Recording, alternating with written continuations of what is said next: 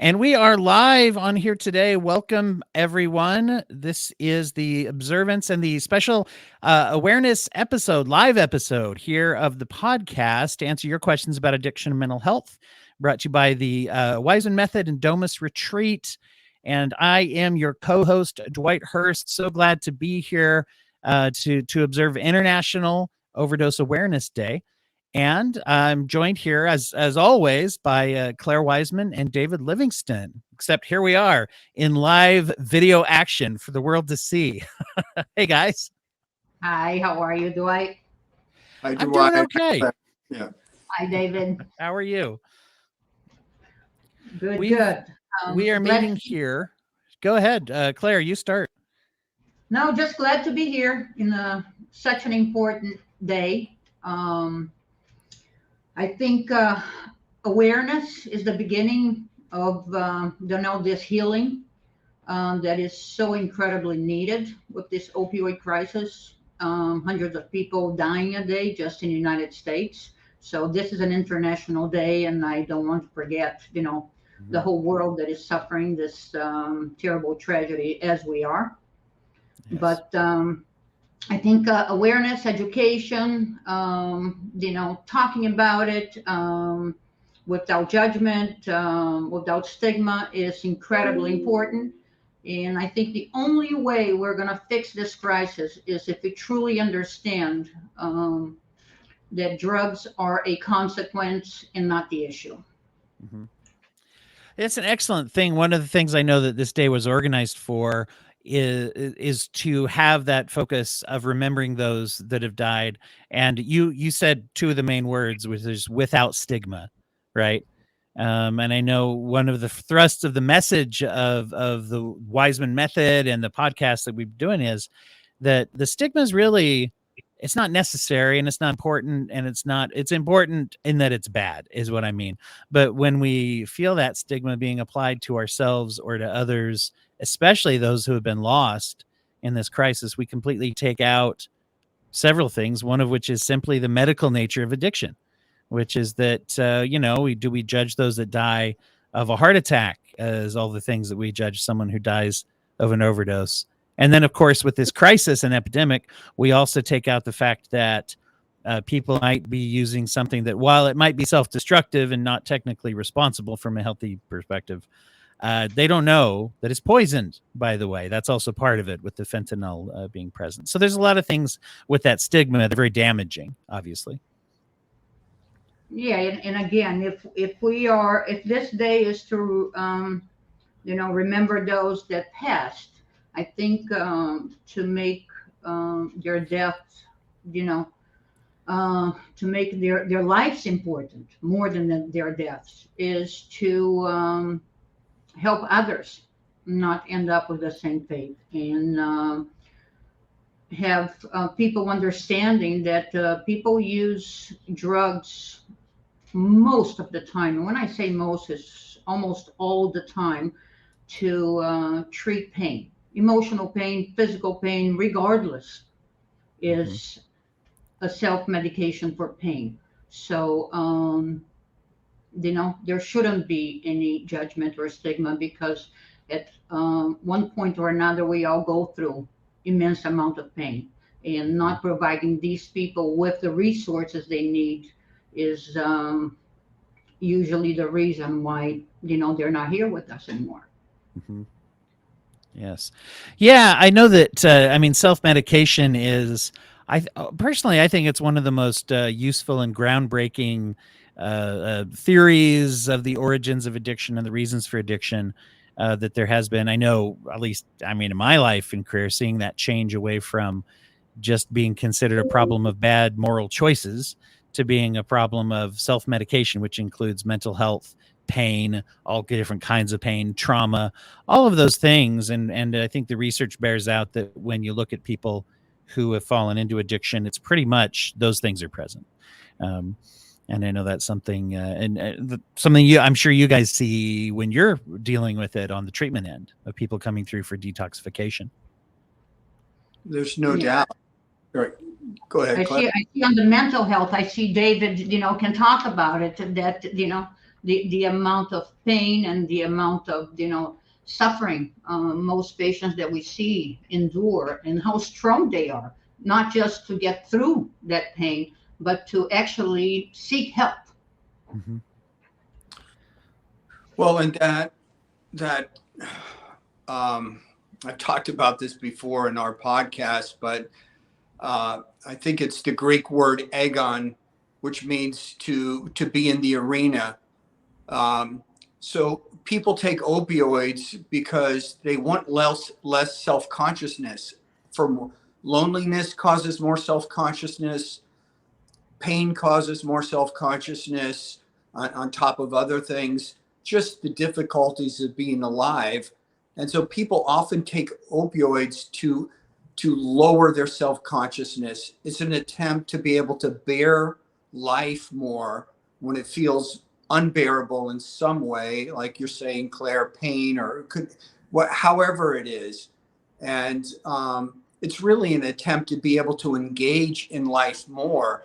It's almost the incredible irony, and why the stigma is so terrible, is that actually people are trying to find a way to cope and to be in life, and where it doesn't feel so overwhelming.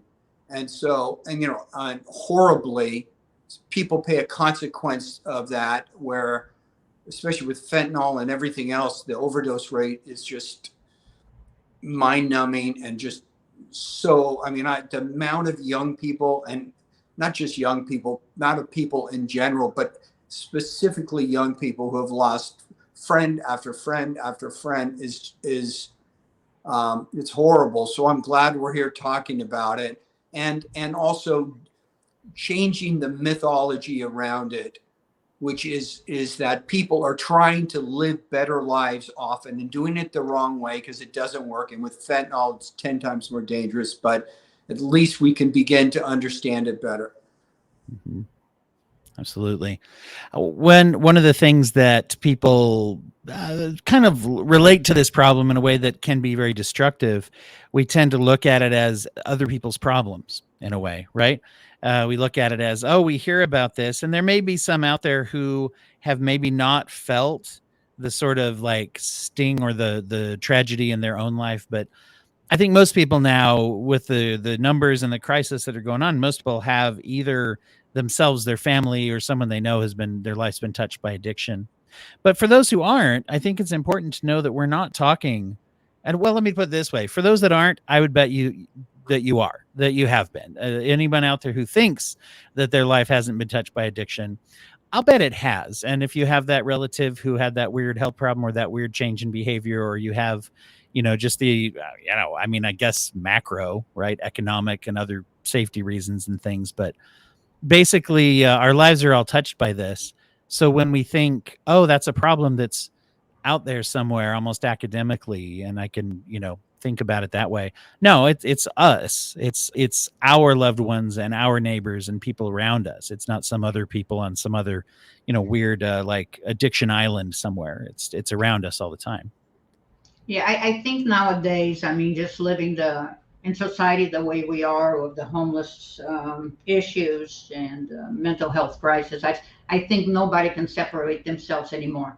I think probably 30 years ago, you could say, oh, yes, I heard about somebody that had an addiction issue. I think nowadays it hits us, all of us, directly, indirectly, and is going to affect us as a society for generations to come. Yeah. Yeah, we're slow to learn. I think at some point in history, we're going to look back at this period, kind of like we were doing, and in looking at the amount of opioids that were just being prescribed and given to people basically without any real discretion, and that's being reversed and pulled back. When we look at the amount of people who have overdosed, and over 100,000 people a year, well over it, it's staggering. I think it's we don't even know what to do about it exactly. But there is treatment, there is help, and people get very, very confused themselves. and isolate, don't talk to other people about it. They feel a lot of guilt and shame. And if anything, and we can help people begin to understand that it's, and I say this to people, and I know there's two sides to this, okay? Because in saying the one side of it, there's a danger in that you minimize it, but it's just some chemicals, okay? On one level, it is just some chemicals that people have to get off of. And on the other side, it's unbelievably dangerous and can be fatal. And that's part of what we're talking about today. So you're talking about, from the humanistic side, just get off these chemicals, reach out, get some help, get off of them, because they are that dangerous. The only sad part on this, David, is unfortunately, for most people, the resources are not there. And, when you add the lack of resources for treatment with the lack of resources for mental health, it's it's a death sentence for many people. I think a day like today, to create awareness, is to whoever will listen to us out there that can make any changes, is, again, we talk about so much in our podcast, is mental health resources. This is in the United States of America. All the money we have, channel into homeless, into addiction, into MAT drugs. If half of this money had gone to mental health, we would not be in the shape we are today. We cannot keep treating the consequence and ignore the problem. Mm-hmm. Mental health should start early. Resources should start early. Should be available for educators on schools, high schools, middle schools, people that are able to assess a situation and provide the resources, because just assessing the situation actually make people feel shame of who they are. I think when the day like today, hashtag we see you is so important, because as we see so many patients, people don't feel seen, don't feel heard, and they end up isolating because they feel so lonely on their suffering. And they end up having to mask it because it becomes tolerable. Yeah. Let's talk a little bit about that, the hashtag we see you, as you brought that up. I think that's a great sentiment, right? Especially with awareness, is, first of all, are we building awareness of people's needs, right? Are we building awareness that we're aware? Oh, we have a comment that just came in from Ella Michelle. Thank you for posting, Ella. She says, I have a brother who has relapsed. I should say they. I don't have an indication of anything about you as a person, Ella. So they say, I have a brother who has relapsed for multiple times. He is currently in rehab again, and it affects the entire family. And that's a great point to put out there, getting back to the idea that it touches everybody.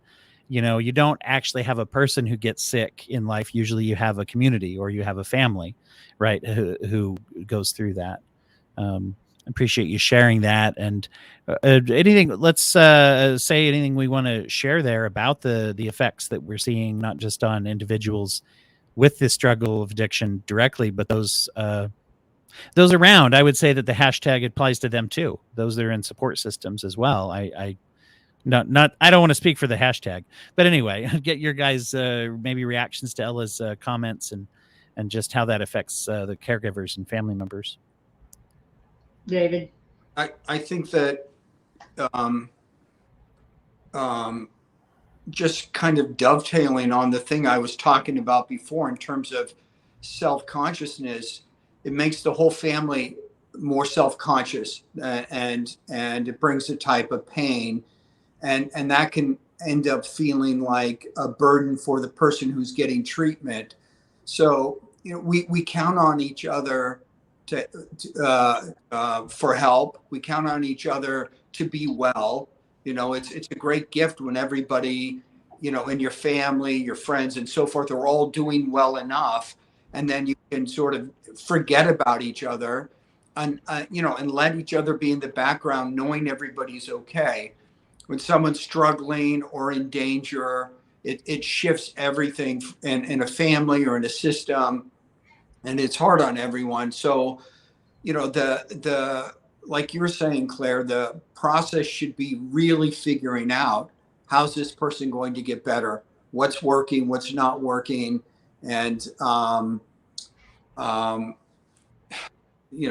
maybe I'll talk about this later, but opioids are a tricky drug because of the fact that they make people feel so much better initially, and actually can aid in people's functioning, and mimic, and I really do mean mimic, that mimics health in the beginning.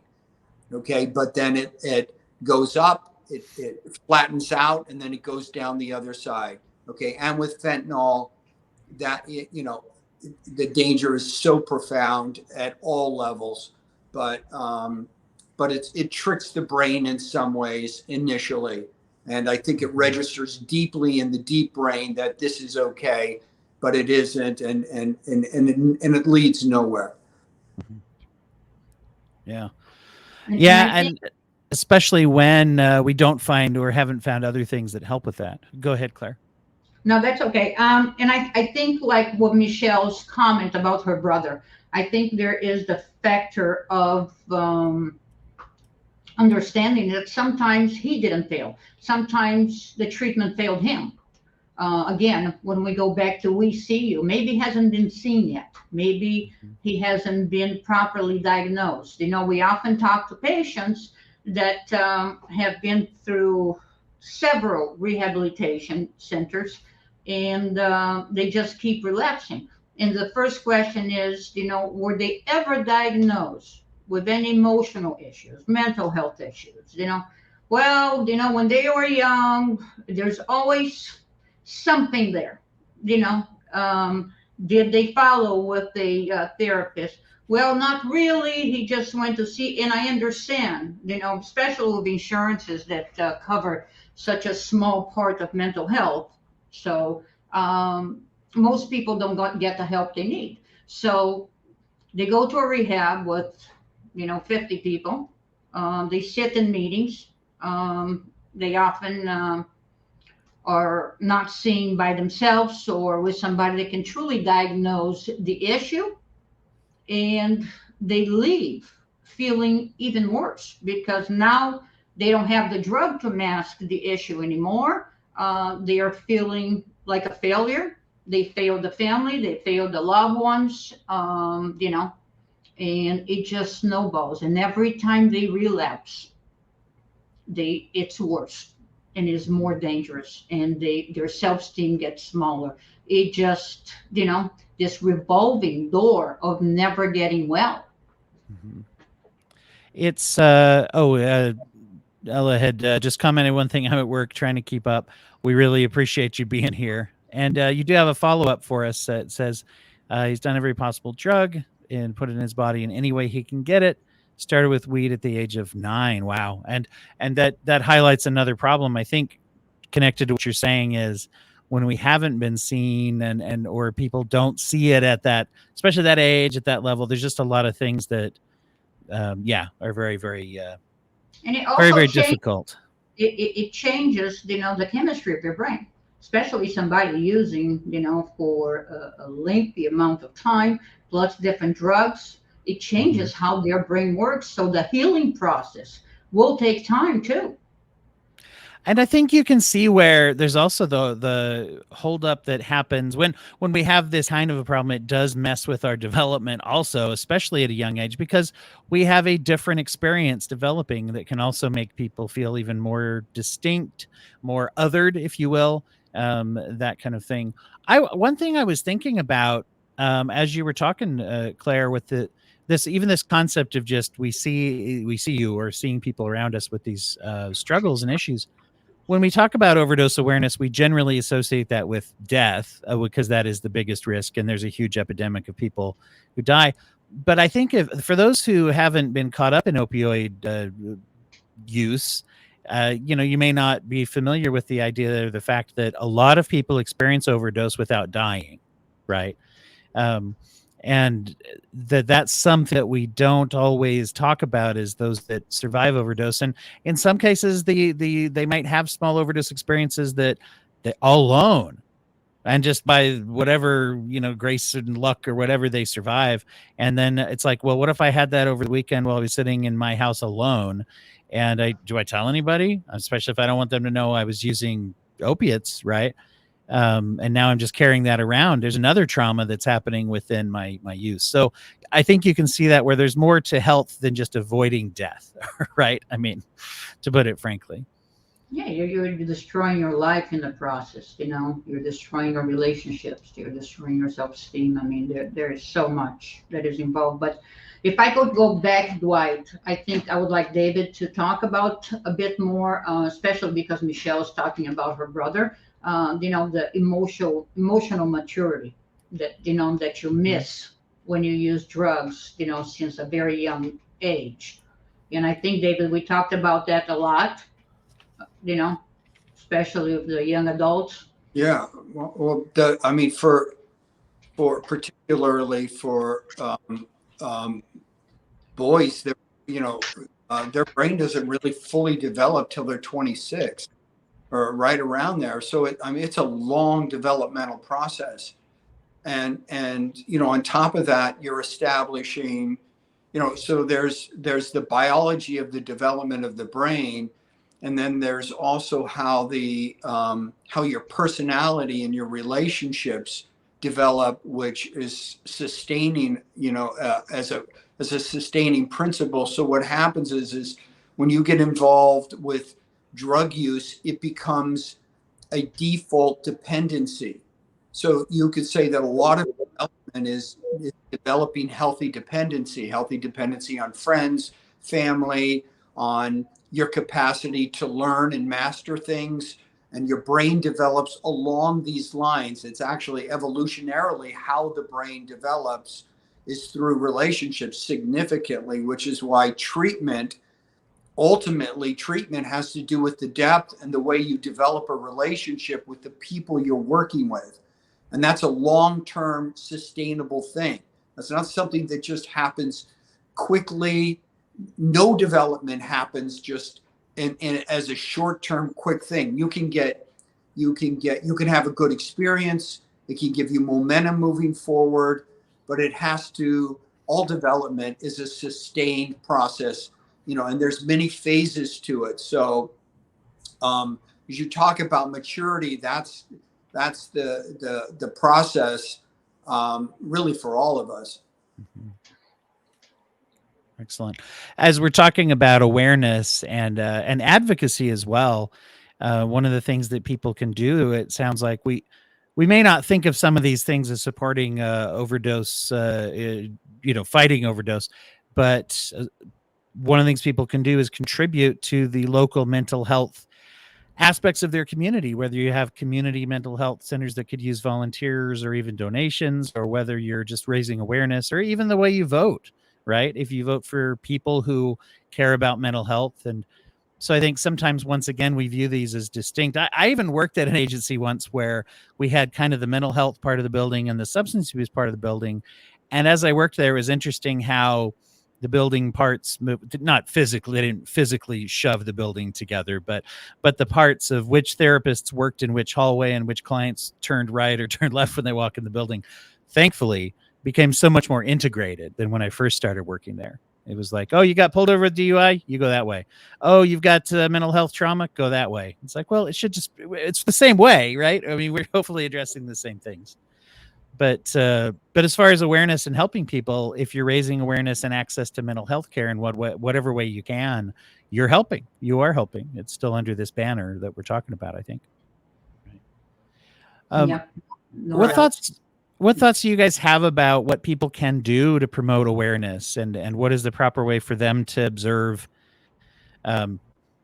All of a sudden I channeled Ebenezer Scrooge for a second. To keep International Overdose Awareness Day in their heart all the year long. That might sound like a weird thing to do, or weird way to say it, but what can people do to raise the awareness and keep that going? You know, I think we're living in an age where we possess such technology. You know, it is so easy to spread, awareness, education. Now we have AI that can, find the most effective way to reach, especially, young kids, adults, young adults. I think we need to request, or in a way even demand, that the social media that makes billions of dollars from us, participate on this awareness. Create those, the commercials that shows how old I am. Create, Commercials? What are right. those? Create the messages that will provide people the education they need and save, some lives. I think we have to talk as well about the difference of overdose, poisoning, suicide.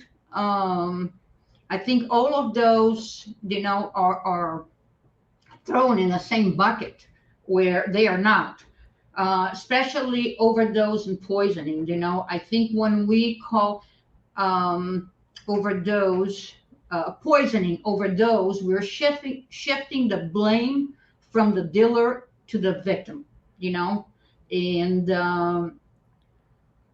we are forgetting what is fueling this crisis in first place.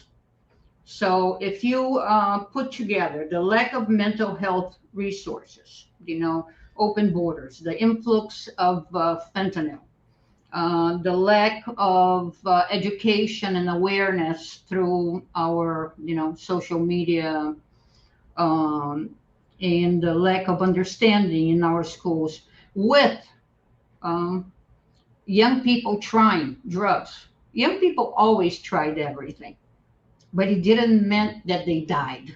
It didn't meant they got poisoned. And I think Right. we need to understand the difference. Yeah.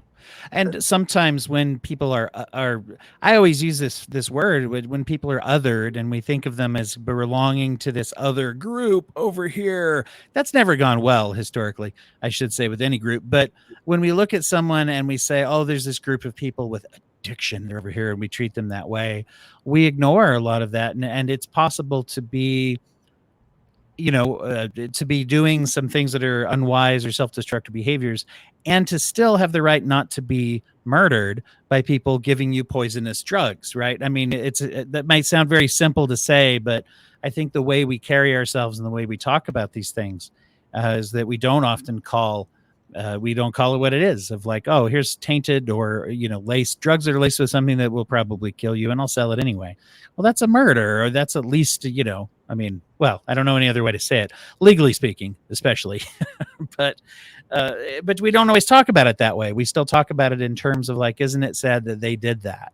Which it is sad when someone does something self-destructive. But I guess I'm just trying to say I'm circling back to the stigma, is what I guess by saying that, is that Right. stigma covers up a great deal of another complexity to it, which is the recklessness with other people's lives that's being done there. And hopefully we don't contribute to the idea that we don't notice that problem because we don't value those people's lives enough as we should, if that Yeah, makes sense. it makes a huge amount of sense, and I truly believe that this is just going to change when we, as a society, shift our priorities, putting the well-being, of citizens above all else, above, Yeah. political agendas, above stigma, above judgment, above, financial gains. The moment we, as a society, start seeing people, um, recognizing the issues with in making the well-being of our citizens a priority, I think things will change. Right. Yeah, I have a good friend of mine who had a friend whose son was thriving at college, did not have any history of addiction, did one line of coke at a party one night just to mess around with some friends and laced with fentanyl and died just tragically. So it's and not that his life or anyone else's life is more or less important, whether they're struggling with addiction or not, it doesn't matter. Right. But I bring this up so everybody understands just how dangerous it is. I mean, because part of what we're doing today is bringing awareness to the level of danger. So you're talking about just a young kid messing around, not thinking he's going to, not even thinking it's going to be destructive or dangerous, just thinking he's he's going to get high for an hour or whatever it is. And okay, and I get it, you're still taking a risk or whatever, but not the risk you're imagining, right? It's changed, and I think it's, and I point this out specifically so that people understand just and that, like you're saying, Claire, that's poisoning. Okay, that people are being poisoned, that's a whole different thing than has existed at any other time that I've seen in my lifetime. I did not hear about or see that type of thing going on. So it's dangerous. Yeah, we actually treated a young adult a couple months ago, David, that his brother was actually did very well with treatment and stayed off drugs for over 2 years and started college and had anxiety issues, but was just flourishing and was actually in Santa Barbara and one of the nights he was at a friend's house and his anxiety just started. And can you guys see me? Yeah. I can hear you. Overwhelming. Yeah. And a friend offered him a Xanax, and the Xanax had fentanyl in it, and that was the end of that. And this was somebody that was doing, wonderfully, that was fighting his demons, was in school, and after 2 years of just, succeeding in every part of his life, a lot of effort, one Xanax, took away his future. And it is the reality we're living in today is so tragic and is so preventable. Yeah. And people are just not talking about it enough. We have a question that popped up here from Marina that I think ties it very much in with what you're saying. Thank you, Marina. How valid are my concerns about everything potentially being laced with fentanyl nowadays? My 14-year-old son doesn't take me seriously when I warn him about the dangers, even with vapes he might get from his friends. And that's the thing. We're kind of historically used to, if someone's like, well, I'm hanging with friends, or I'm going to get a little high or be a little, rebellious or things like that. It's never been more dangerous than that. And the idea that, and when you're in that mode of addictive use, you don't necessarily think, let me be careful what I'm putting in my body. We just don't think of it that way. So first, what are your guys' thoughts about this first part of the question? How valid are those concerns when we're saying it? Maybe someone's like, really? Come on. I wish I had the data because I was reading about it last week, and but the amount of like the Percocets out there, when I say out there, I mean that you don't buy from a pharmacy. If I'm not mistaken, it's nearly 80% of them has fentanyl traces in it. So wow. Of the illicit ones. Yeah. Yeah, I can tell. It's Right, go ahead. It's real. And I think that's what I go back to AI, and I go back to, I mean, these kids are stuck to their phones, TikTok, not Facebook anymore, but Instagram. Everybody talks about, how they want to help, especially the social media, the heads of the social media. This is it. Reach out for these kids. Make Mhm. uh, videos. Make any kind of effort of things that will educate them, things that they will believe you're talking to them, things that they will take it as the truth, because parents Mhm. can say whatever they want, and Yeah. historically kids say, "Oh, you don't understand me." Right. Well, and also, the quality of fake fill in the blank nowadays is it's better. I mean, that even crosses industry, right? You could say with anything, knock off anything's. And so that definitely applies to drugs. You have pill presses, you can go online and see you can look up and see what a Xanax looks like if you want to sell Xanax, but you don't have any. And you might be able, I haven't done this, so I don't mean to, but there's ways that you can make something look like something. Or the other It side looks of that, No, it yeah, looks the ones, the illicit ones, will look pretty perfect. yeah, especially when they're fake opiates made. And I had read something the other day, and this was amongst the let me subpopulation. The DEA, as they've seized street drugs and they've tested them, obviously some of them are not opioids. They are the pills that people are buying. Some of the pills were fake. They were mostly fentanyl. And of that group, so shrink it down, subpopulation of that group of the fake pills that had fentanyl in them, it was 1 in 6 that were fatal for just about anybody. If you took that pill, you Right. die, right? And so that's there. And the industrialization and the people having tools and being able to, so for example, when I was a kid, nobody was like, hey, I got this vape cartridge that doesn't really have a lot of smell and appearance to it, but it's got pot in it. Woo. It was like there were certain, just practical restraints of people being able to get a hold of things that obviously didn't even exist when I was a kid. But to have that now and say, oh, my friend has this cartridge, they say it has this in it, they were told that by whoever gave it to them, who might have been told that by whoever they bought it from. And so it may have passed through several pairs of hands that don't know that it may have toxic additional elements to it. And so we don't really know what it is. And as we put it before, this is the most dangerous time we've had in, I don't know, my lifespan, to do that without knowing for sure where something came from. And when you're buying things illicitly, you never really know for sure where they came from. Let's be honest.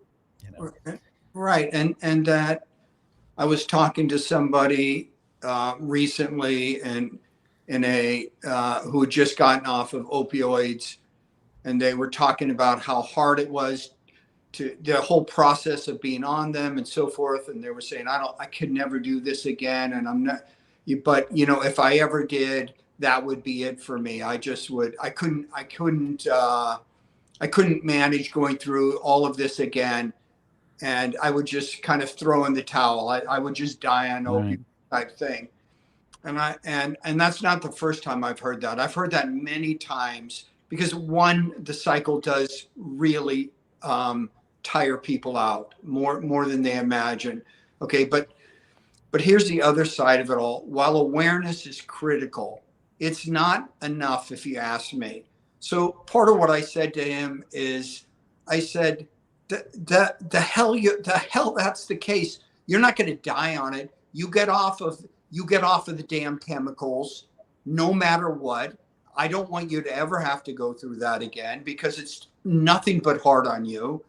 There's 10 times better options than that. And so, but it's critical that we use our anger not punitively, not to make people feel badly about themselves, but to help them understand how to use that protectively. Because there is an inability, and one of the things that happens as a stigma with this is there's too much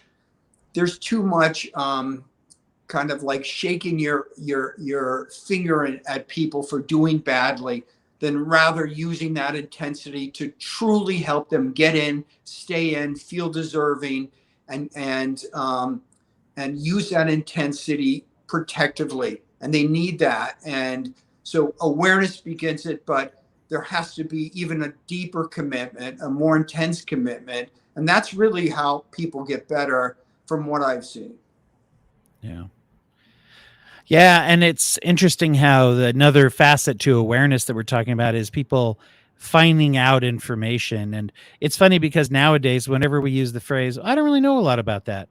One of the things we have to remember is that's optional nowadays, for good or for bad. I mean, the technology and all those things have a lot of downsides, but if my friend or spouse or child is going through something, I can figure out and learn more about it. Or if I just want to be one of those people who's more aware, Google some stuff. Sit down. Now, yeah, be careful, but if you get into some of those places, some of the uh, uh, national organizations or some of the major clinics or some of those, or email us at our podcast. We'll make sure to answer your question too. But there's resources out there is what I mean. Just look up addiction podcast. There's a number of us out there, right? And so there's different things that you can do to learn and to be aware. And raising awareness can mean doing stuff. And as you put it, David, I think that raising awareness can launch into actually doing things about it to help. On the other side of awareness is raising our personal awareness.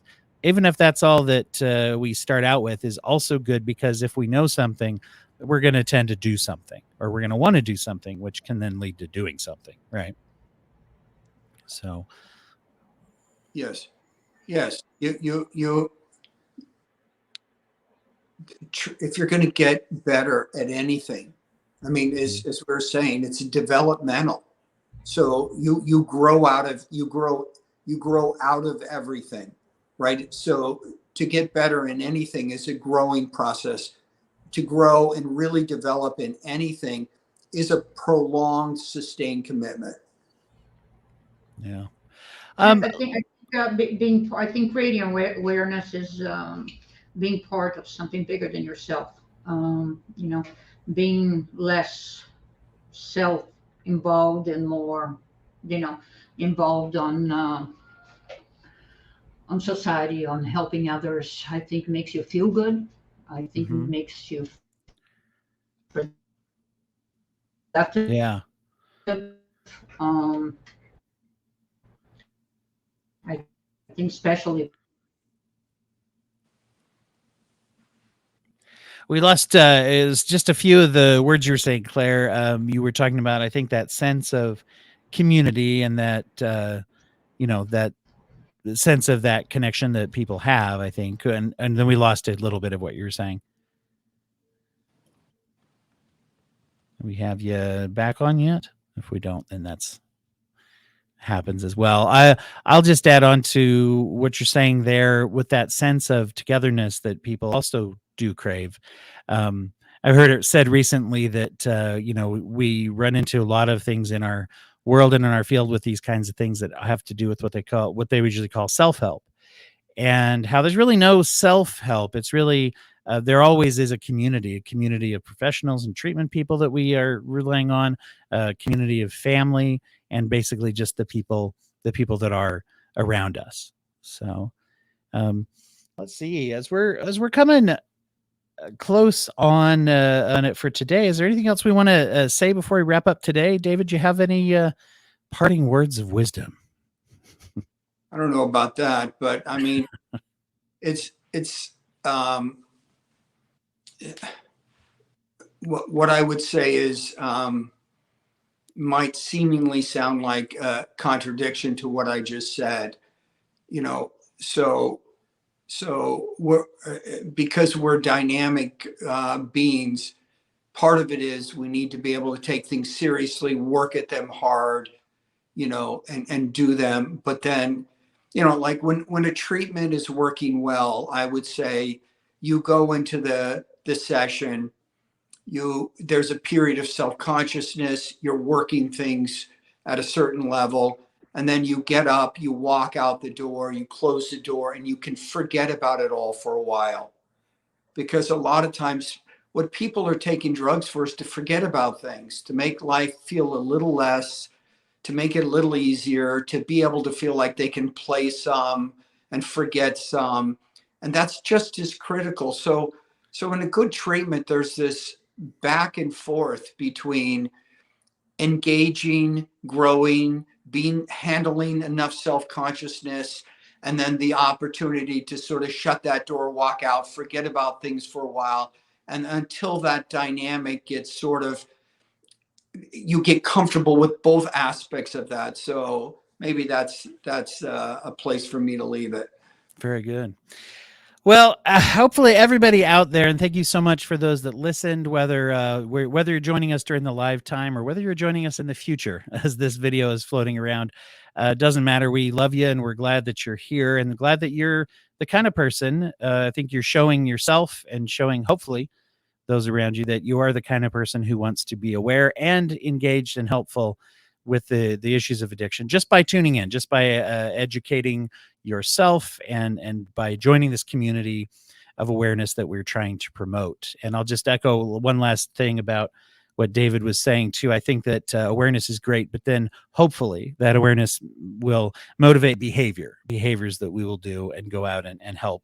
And that's the only way these things are going to happen. So, as we sign off for today, just want to remind everybody the podcast that we host on a regular basis is Addiction, Recovery, and Mental Health, which is a podcast by the Waismann method medically assisted opioid treatment programs, and for rapid detox as well. And we talk about lots of things that have to do with that. We love to hear from you as well. If you have questions or thoughts you'd like to hear us address, because like I said, we want to keep awareness and education going all the time, year round. So definitely hit us up, info@opiates.com. Opiates.com is the website as well. Lots of information there. And you can get at us on all social medias at Opiates as well. So thanks again. And thank you. We lost Claire just a second ago before we end up, but thank you, David, and glad to be with you today. Yeah, glad to be with you, and thank you, Dwight, as always. And goodbye to Claire. It's always good to have these discussions. I appreciate it. Excellent. Well, thank you so much to everybody, and we will be back with you again soon. Bye-bye. Bye.